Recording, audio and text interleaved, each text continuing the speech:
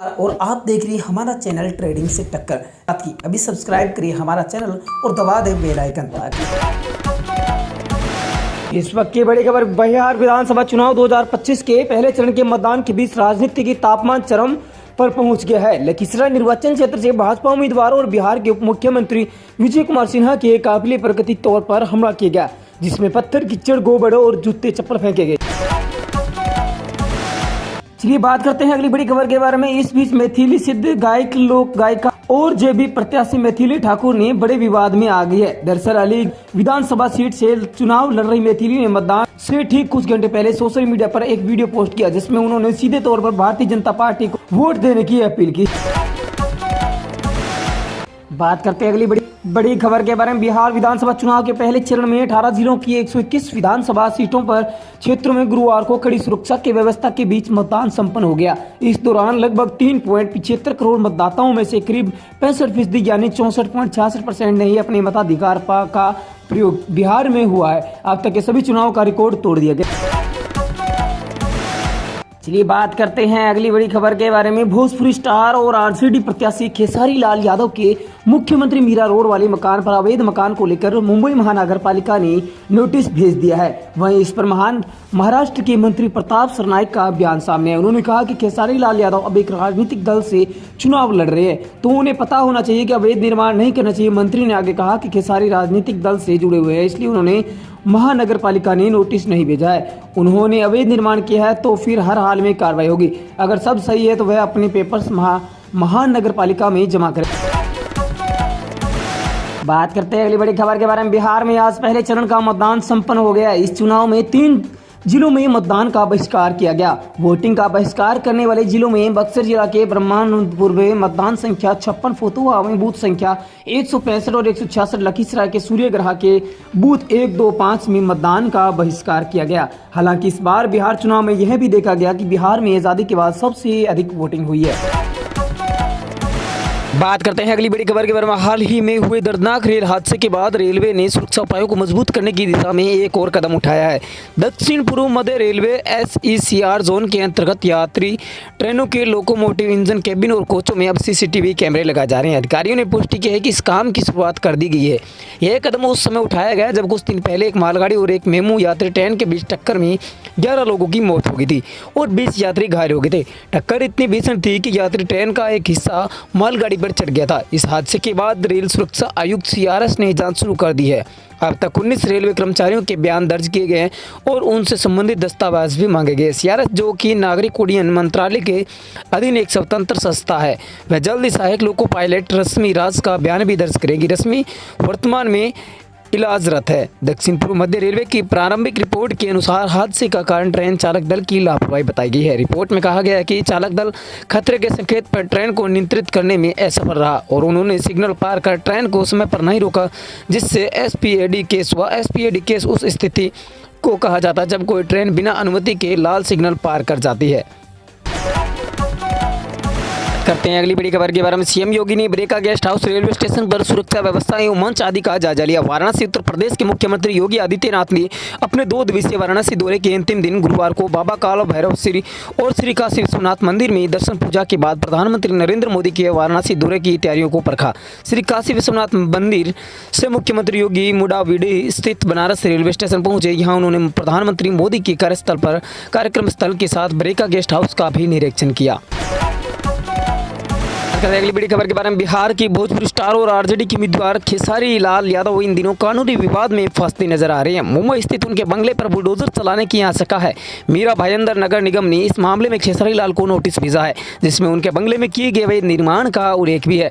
इसके बीच बिहार चुनाव के प्रचार के दौरान खेसारी लाल ने इस पूरे विवाद पर प्रतिक्रिया दी। मुंबई में खेसारी लाल यादव के बंगले की देखभाल कर रहे सुरक्षा गार्ड ने रिपब्लिक भारत से बातचीत में बताया कि 2 दिन पहले महानगर पालिका की टीम आई थी, जिन्होंने नोटिस दिया और अवैध निर्माण तोड़ने को कहा था। महानगर पालिका ने कहा कि यदि अवैध निर्माण को हटाया नहीं गया तो वो बुलडोजर चलाकर कार्रवाई करेंगे। टीम ने पूरे बंगले का निरीक्षण भी कर लिया है। बात करते हैं अगली बड़ी खबर के बारे में। बिहार में हो रहे विधानसभा चुनाव 2025 के प्रथम फेज का चुनाव आज संपन्न हो गया है। आज 121 सीटों के लिए चुनाव कराया गया था, लेकिन राजधानी पटना 2 ऐसे भी बूथ है जहां मतदाताओं ने एक भी वोट नहीं दिया। बता दें कि 185 विधानसभा चुनाव फतुहा के निजामपुर में बूथ नंबर 165 और 166 पर मतदाताओं ने वोटिंग नहीं किया। ग्रामीणों के अनुसार इन दोनों बूथों पर करीब 1500 से ज्यादा वोटरों की संख्या थी।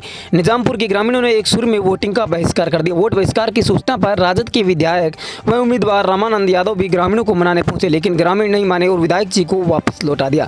ग्रामीणों का कहना है कि निजामपुर में बूथ के ठीक पास में ही मठ संगत का करीब 22 बीघा जमीन है, जो स्थानीय पुलिस के सहयोग से भूमाफिया कब्जा कर लिया है और दिन हो या रात उक्त जमीन पर हथियारों से लैस लोग जमीन की घेराबंदी भी कर रहे हैं। लोग कहते हैं कि इसके लिए लोगों ने लंबी लड़ाई लड़ी, मामला न्यायालय में लंबित है, न्याय बोर्ड में भी इसकी लड़ाई लड़ेगी, लेकिन अचानक भूमाफिया द्वारा जबरन कब्जा कर लिया गया। प्रशासन ने भी कोई सहायता नहीं किया। रात में पुलिस ग्रामीणों को तंग भी करते। वहीं वोट बहिष्कार की खबर मीडिया के माध्यम से जैसे प्रशासन को मिली, वैसे ही बूथ पर पहुंचे वोटरों को मनाने पहुंचे लोग, लेकिन वोटर मनाने को तैयार नहीं थे। नतीजा यह हुआ कि अधिकारी बेरंग वापस लौट गए और शाम होने तक वोटिंग नहीं हुई। बात करते हैं अगली बड़ी खबर के बारे में। उत्तर प्रदेश में एक चौंकाने वाला मामला आया है। उत्तर प्रदेश के चंदौली में पंडित दीनदयाल उपाध्याय स्टेशन पर लाल कपड़ों में एक युवक पहुंचा। वहीं प्लेटफॉर्म के मेन फुट ओवर ब्रिज पर घूम रहा था। शक्ल से वो बहुत गरीब और भिखारी मालूम हो रहा था। जब आरपीएफ के अफसर की नजर उस पर पड़ी तो उन्होंने पूछा, तुम कौन हो, यहाँ इतने समय से क्यों घूम रहे हो? इस पर युवक बोला, साहब मैं बिहार जा रहा हूँ। इसके बाद अफसर ने कहा कि जरा अपना बैग दिखाना। जब चेक किया और उसमें जो मिला वह देखकर हर किसी के होश उड़ गए। आइए जानते हैं पूरा मामला।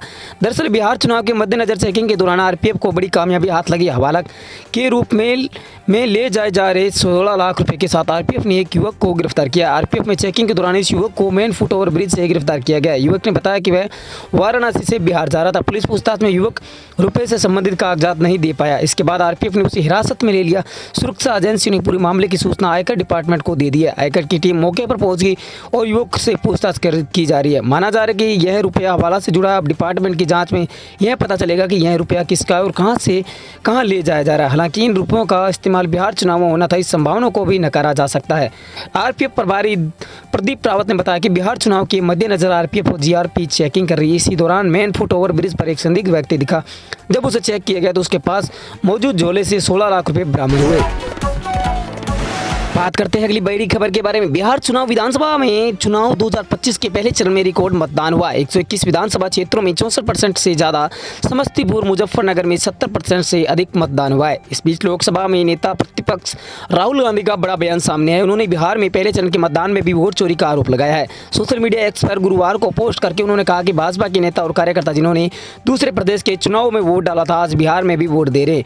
उन्होंने इस लोकतंत्र की हत्या को बताते हुए चुनाव आयोग की खींचाई भी की है। उन्होंने कहा कि मैंने हरियाणा में वोट चोरी के जरिए सरकार चोरी का सबूत दिया था। कुछ दिन पहले बिहार में वोटर अधिकार यात्रा में एसआईआर के माध्यम से बड़े पैमाने पर मतदाता सूची में हो रही हेराफेरी के बारे में जागरूक किया। आज बिहार के कोने कोने से आ रही खबरें और वीडियो वोट चोरी के सबूतों की कड़ी और मजबूत कर रहे हैं। पहले ये लाखों मतदाताओं के नाम सूची से हटा दिए गए थे। अब मतदान केंद्रों पर भी लोगों को वोट देने से रोका जा रहा। वहीं भाजपा के कई नेता और कार्यकर्ता जिन्होंने दूसरे प्रदेशों के चुनाव में वोट डाला था, आज बिहार में भी वोट दे रहे। राहुल गांधी ने कहा कि याद रखिए, जो सरकार वोट चोरी से बनती है वो कभी युवाओं, नेताओं, जैन जी और आम जनता की हिरासत में काम नहीं करते। इसे लोकतंत्र की हत्या बताते हुए उन्होंने इसके तीनों जिम्मेवार के नाम गिनाए। उन्होंने आरोप लगाया कि ये ज्ञानेश, सुखबीर सिंह संधू, विवेक जोशी ये चुनाव आयोग के शीर्ष अधिकारी है, मगर यह संविधान और लोकतंत्र के साथ सबसे बड़ा खिलवाड़ कर रहे हैं।